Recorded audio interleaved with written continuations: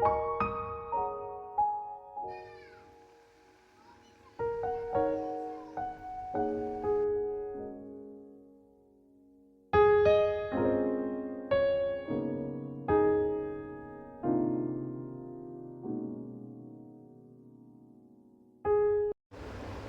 Day সবাইকে। কেমন আছো তোমরা? আশা করি সকলে খুব ভালো আছো, আর তোমাদের আশীর্বাদে আমিও খুব ভালো আছি। আজকে আমি চলে এসেছি তোমাদের সাথে আমার আরও একটি ব্লগ শেয়ার করতে। আর আজকের একটা খুব স্পেশাল ডে আমার জন্য, কারণ আজকের দিনেই আমি পৃথিবীর আলো দেখেছিলাম, মানে আমার জন্মদিন।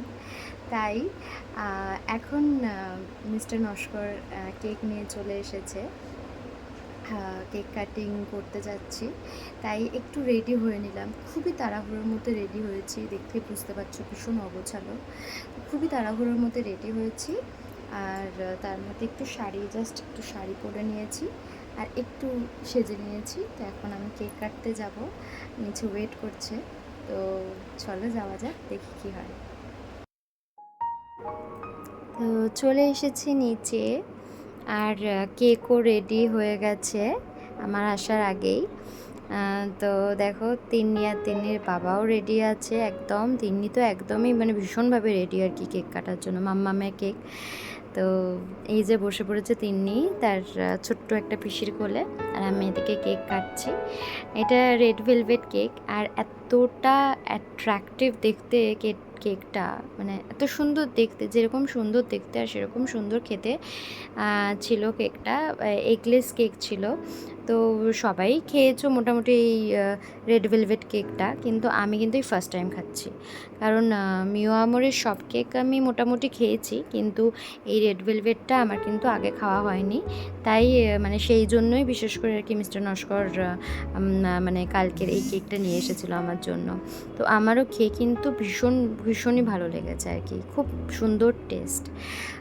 তো এইভাবে শুধু কেকই কেটেছি আর কি, মানে আমার বা যে কোনো প্রি প্ল্যান ছিল না, আর প্ল্যান করার মতো মানে বাড়িতেও সেরকম কেউ ছিল না।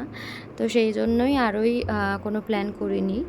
আর এই বাড়িতে তো সেরকম কেউ মানে নেইও।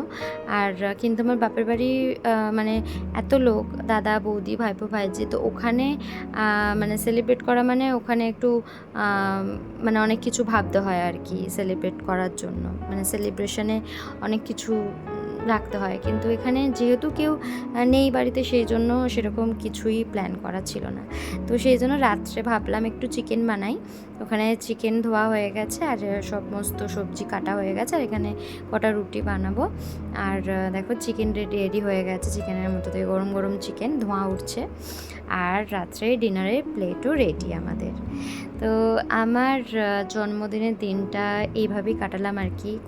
খুব একটা খুব খুব একটা চমকদায়ক কিছু ছিল না আর কি।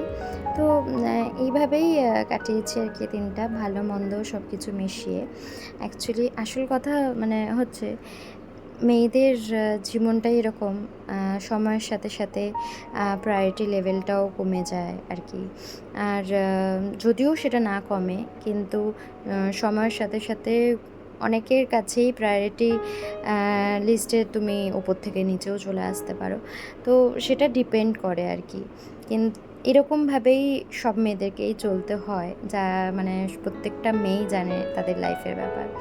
তো যাই হোক, এরকম দিন প্রতি বছরই আসবে, আবারও আসবে। কোনো সময় ভালোভাবে কাটবে, কোনো সময় খারাপভাবে কাটবে, সেটা তো সে সময় পরিস্থিতির ওপরেই ডিপেন্ড করে। তো যাই হোক, আর বেশি কিছু বলবো না। তো এইভাবেই আমি কাটালাম আমার জন্মদিন। আর আমার ভ্লগটা এখানেই আমি শেষ করলাম।